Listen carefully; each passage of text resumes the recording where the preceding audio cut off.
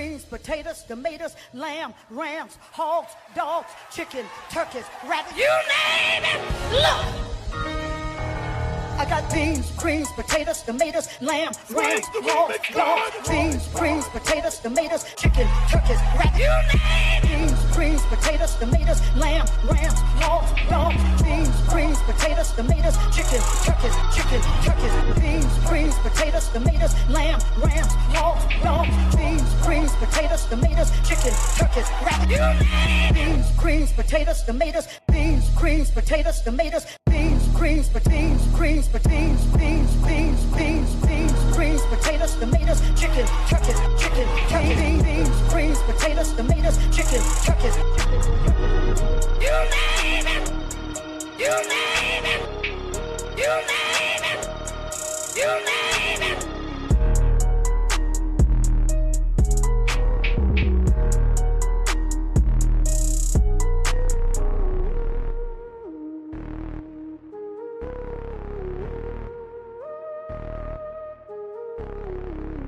Greens, potatoes, tomatoes, lamb, rams, hogs, dogs, beans, greens, potatoes, tomatoes, chicken, turkeys, rabbits, you name it. Beans, greens, potatoes, tomatoes, lamb, rams, hogs, dogs, beans, greens, potatoes, tomatoes, chicken, turkeys, beans, greens, potatoes, tomatoes, lamb, rams, hogs, dogs, beans, greens, potatoes, tomatoes, chicken, turkeys, rabbits, you name it. Beans, greens, potatoes, tomatoes, beans, greens, potatoes, tomatoes, beans, greens, beans, greens, beans, beans, beans, beans, beans, greens, potatoes, tomatoes, chicken, turkeys, beans, greens, potatoes, tomatoes, chicken, turkeys. You name it. You name it. You name it. You name it.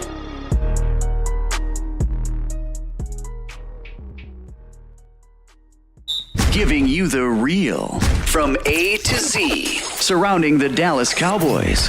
News, updates, rumors, transactions, takes, and more.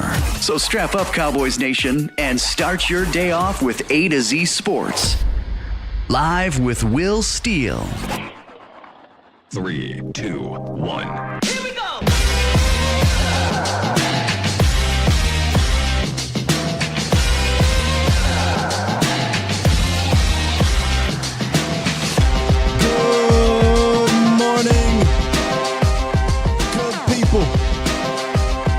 Welcome to A to Z Sports Live. We are streaming live on YouTube. And of course, I am your host, Will Skywalker. Still, boom! You name it! Oh, it's that time of year again, baby. Every year, Cowboys play on Thanksgiving, and I gotta bring it in with some fun energy. What you cooking, man? What you got ready? Pastor Shirley bringing us in with the bars. Coming up today, it's kind of a roll the TV out type of day. Let me see. It's kind of a roll the TV out type of day. You know when you go to school the day before a holiday and it's not much to do? That's kind of what today is, ladies and gentlemen. We are going to have some fun with it. I want to talk to you guys about some of your favorite or most memorable Thanksgiving Day game moments for the Cowboys in the last 20 years or so. We won't go super far back, but at least in the last 20 or so years. So we'll get to that after, of course, our weekly segment of the scientific method with our guy Patrick No C. Walker. And without further ado, let's go ahead and do it.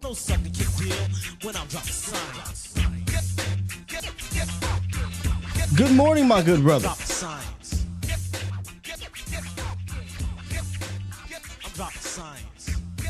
Pat, do we got you, Pat? Yeah, I'm here, bro. There we go. All right, I'm over there now. I'm sitting over here vibing. I always vibe to the intro. You know, I'm vibing, head nodding and everything, the whole situation. Man, look, I was vibing to Pastor Shirley's You Name It. Remember that, John? Remember that? Greens, beans, potatoes, tomatoes, ham, hog, bogs, beans. That get me fired up for Thanksgiving, man. Legendary. Hey, I hope all is well with you, man, on this Thanksgiving Eve. I'm not sure when they allow you guys to celebrate it, but happy Thanksgiving in case I don't get a chance to during this next busy 2 or 3 days. Hey, man, same to you and yours, man. Same to everybody that's out there listening. If you are hearing this, that means you are alive and you are breathing, which means you are blessed. So everything else is just building off of that, man. So Facts. just be thankful for the little things, and then the big things will come. Indeed, brother. Can you please bless us here with yesterday's injury report, which continues to be a lengthy one and possibly some concerning news, as always seems to be every week. Right. Well, I'll start with the blessing part of it, which is Deron Bland. Talked to him yesterday, and he said that even though he's been limited in the walkthrough on Monday and in full participation on as far as team practice on yesterday, he told me he came out clean from his 2024 debut against the Commanders, in which his pitch count was eventually deleted entirely because the Cowboys really wanted to win that game. So he said he said he's not dealing with any soreness, said he feels great. Check out the article there on the .com. So that's the positive. Marshawn Nealon also, he's being rested, so I don't anticipate there's been a setback with Marshawn Nealon, but they've held him out of practice both days. Something to watch there just in the aspect of it is a short week and injuries are different as far as recovery is concerned, so they may sit Marshawn this week. I don't think that they will, but keep an eye on that. Headliners, obviously, Jake Ferguson, he's not going to be out there because he's still in concussion protocol. It does not look like Zach Martin is going to be out there again. He's likely to miss his second consecutive game as he deals with an ankle and a shoulder injury. Go back to the blessing part of it. Well, before we do that, Austin Richards, unfortunately, he's dealing with a high ankle sprain, suffered in Sunday's game against the Commanders. Yeah. And that's just another brutal blow to the Cowboys O-line still because, Zach Martin, Tyler Smith, which we'll get to in a second. Tyler Guyton continues to deal with that nagging shoulder injury. And now, Awesome, he comes in and has some more than solid football, and now he's down with a high ankle sprain that's probably going to cost him several games. Yesterday in the locker room, he was walking around with a boot on his foot, so not looking great there. But speaking of Tyler Smith, let's end it on the blessing. Tyler Smith said, absolutely, when asked if he's going to play on Thanksgiving against the New York Giants. So nice. Him and Cooper Beebe, they should be able to contain Dexter Lawrence. And keep in mind, this is the same Tyler Smith / Cooper Beebe who held Dexter Lawrence to only one QB pressure in the first meeting against the Giants earlier this year. So you have that going for you. Tyler Smith will be back, even though Austin Richards will be out, and Zach Martin will likely be out as well. So some good news, some bad news there. But that's just where the Cowboys are now. What I will say is keep an eye on Kalen Carson. It's not been made official yet or anything like that, but as you notice, he did not practice yesterday after going through the walkthrough on Monday. He was made inactive on Sunday. So on Monday, even though he wasn't on the injury report, I started asking some questions, asking around, and it sounds as if he might have suffered a setback with that shoulder injury. If that's the case, the Cowboys might be without Kalen Carson for a little while now. And being that there are only 6 games left, he might be done for the season. But put a pin in that. That's just based on some whispers that I'm hearing. We'll see if that actually comes to fruition. But not good news from what I'm hearing on Kalen Carson. Can I quickly get another, update or let us know what's going on with this Trayvon Diggs situation? Because I know he practiced last week, and then he came to the staff and said he can't go on Friday. And so he didn't travel. He's back at practice yesterday or Monday, and then he's not practicing yesterday. It's just, what is going on with Diggs? He's trying. He's fighting through a couple injuries, and he's trying to get on the field, and that's what Monday was about. Monday was him getting out there in the walkthrough to see how his body would react. Came out of the walkthrough, and it's not reacting the way he wants, and he doesn't want to make anything worse. Now, you want to keep in mind that this is a guy who, not so long ago is returning from a torn ACL. And when I say not so long ago, I mean like this season. So it's not that it's anything tied to the ACL, but he's really, really hyper in tune with his body at the moment to make sure that he's taking care of it. So it's not a long-term situation that could potentially spill over into the preparation for 2025 as far as the start of the offseason program. So that doesn't mean that Trayvon Diggs is waving the flag on 2024, because if that were the case, he wouldn't have even tried to participate in Monday's walkthrough. So he is trying. It's just not going how he wants it to go right now. So if in fact he is ruled out, which is what it's trending toward, then we'll get another Josh Butler legacy game, hopefully. And perfect segue, because there's a couple players in your recent article. I got you. You be throwing them alleys. Ugh. I got you.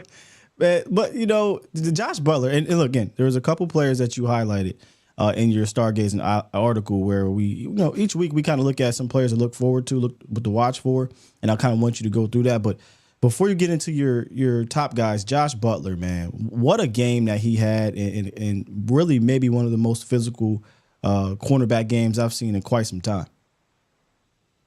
Yeah, it's unbelievable to see that here's another Cowboys player that's having this path of, you know, basically having to scratch and claw his way to getting a shot, and then he gets this shot with the Cowboys, and he wastes no time, because although he had the breakout game last week, which will be Sunday against the Commanders, and the week prior when they called his number, he played very good football. It wasn't a breakout game, but it was good football, and it kind of set the baseline. So when you look at a solid baseline, and then he absolutely just terrorized Noah Brown and the Washington Commanders. I mean, he did it in all the ways, man. He did it in coverage. He did it in run support. He did it with tackling.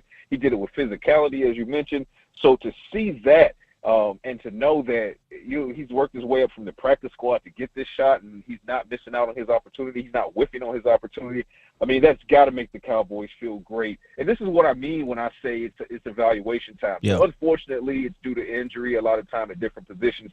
But this is the reason you want to get some of these guys off the practice squad and get some of these guys at the bottom half of the roster, get them this playing time so you can see what you have for 2025, right? So you can begin going into the offseason and you can make educated decisions based on large data sample sizes.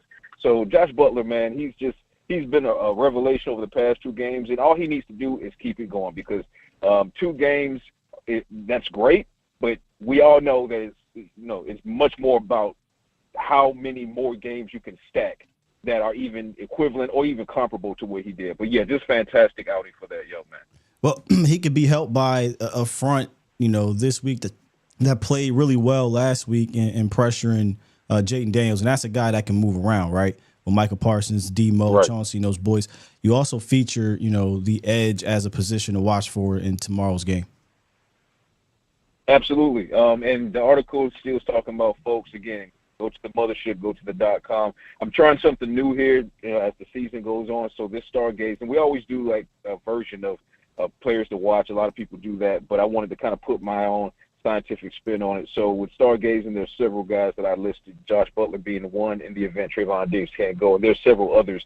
But like Steele said, I put the Edge group together as a collective. And the reason I did that is because I think it's going to be bigger than Micah Parsons. And it has to be bigger than Micah Parsons because last year, this time, November, Daniel Jones was injured, so it was Tommy DeVito getting the start. DeVito is unlikely to play with the forearm injury. We'll see if it's him, Drew Lock, or if they unleash Tim Boyle, whatever they want to do. But the bottom line is, last November when they played the Giants, they sacked Tommy DeVito 5 times, and they had 7 quarterback pressures. I went back and I looked at who was responsible for those pressures and those sacks, and of those 5 sacks, none of those players are on the active roster right now. Neville Gallimore is gone. Dorrance Armstrong is gone. Dante Fowler is gone. Sam Williams is on IR. DeMarcus Lawrence is on IR. Right, so this production, that sack production, has to come from somewhere. Micah had a silent stat line last November against DeVito and company. Of those 7 quarterback pressures, only 1 player who produced one is on the active roster right now, Mozzie Smith. He had 1. So I say that to say that production has to be found not only from Micah Parsons, but everyone else has to step up. Look at Chauncey Golston, who is just continuing to trend upward and upward and upward, right? Carl Lawson had a couple of great games, and then he kind of went quiet, so Carl Lawson's going to have to reemerge this game. And then I'm looking at DeMarvion Overshown, the team's second most sack leader right now, going into this week. So that collective, Micah, DeMarvion, Carl Lawson, Chauncey Golston, maybe sprinkle in some Tyrus Wheat there, that collective at the edge, and Marshawn Nealon as well, assuming that he plays, they're going to have to get after whomever that quarterback is for the New York Giants, because almost everyone who produced in the last November's game against New York, they're not on the active roster right now. And close on the other side of the ball, is this the week we're finally going to see Brandon Cooks? Because I think they could use a spark at the wide receiver position, opposite of CD and Tober, who's been putting in some good tape. It is looking that way. I had some conversations yesterday, and it was kind of a funny conversation because the individuals that I was talking to, they were like, "Oh yeah, no, see, this is looking like the week." So then I kind of tilted my head and I smirked. I was like, "Didn't you say that last week and the week before?" Like, come on now. At a certain point, you're gonna start making me look bad, and I don't do that now. We don't do that here. So, but yeah, all jokes aside, it does look like he'll take the field on Thanksgiving, and I will say that bolstered by the fact that not only is that what the feedback I'm getting behind the scenes, but when you hear Stephen Jones and Jerry Jones basically point at the fact that he will likely take the field on Thursday, and look at the injury report, he's not had any setbacks in that regard last week or this week. Talked to Brandon in the locker room last night, and he was like, "I was ready last week, so I'm definitely ready this week," right? So you put all of that in a pot, and it looks like Brandon Cooks will come off of IR maybe as early as today, because today I talked to PR just to confirm today is the day those transactions have to be made for the game tomorrow. So if they're going to take Brandon Cooks off the injured reserve and put him on the active roster, has to be today. So we'll probably know in a few hours here. Won't he do it? Won't he do it? Won't he? Hey, Won't he? I appreciate you, Pat, coming through as always. I know you got to get going here, get ready for your show. Make sure y'all check out Pat in that latest article, Stargaze. We didn't give you the whole thing, so just a teaser. Go check it out on .com. Yeah, make sure y'all do that. And also, it is Survivor Series weekend, so make sure you are following And New Wrestling on all the platforms, and New Wrestling Pod on IG. We are going to do something very special for y'all on Saturday during Survivor Series. So keep an eye on all our social medias for that, because, yeah! Make sure you acknowledge us. Yeah. Total personality. Let's go. All right, my boy. Peace. All right. That was this week's version of the scientific method, ladies and gentlemen. Damn. He just mentioned Survivor Series, and I'm ready to just go in on wrestling talk. So let me just dial it back. But I am excited for Survivor Series this year. War Games, yes, Dre. I actually like this version of it more than the previous years. I know they would do SmackDown versus Raw during the 2010s, which was awful. And I know the Bloodline's been a part of it for the most part, but it was like random team-ups. This OG Bloodline with the new Bloodline and throwing CM Punk, because he's an OG Paul Heyman. Oh, that's what got something cooking with Seth possibly coming through. So, yeah, this is going to be a fun one. And if you are following And New Wrestling, we will be live after Survivor Series. So make sure y'all click all the notification bells and whatnot so that you can kind of get this post-game per se, post-PLE reaction to Survivor Series. All right, let's turn the page real quick. I want to talk to you guys. I told y'all today is Roll Out the TV Day. We're not going too crazy. I mean, if you want to call in, we could take a couple calls if you want. That's fine. Having fun. In fact, yeah, because if you call in, I'm going to ask you some of your favorite moments. Thanksgiving Day moments. And I've had this conversation with you guys over the years where I have a love-hate relationship with the Cowboys on Thanksgiving, because it's a beautiful time, right? To come around your family and watch the boys and whatnot. But it got to a point as I got older and more invested emotionally in this team, and not just as a little kid, where it was like, we got to start planning when we eat around the Cowboys, because they could make or break at least your feelings for the next 3 hours or so, right?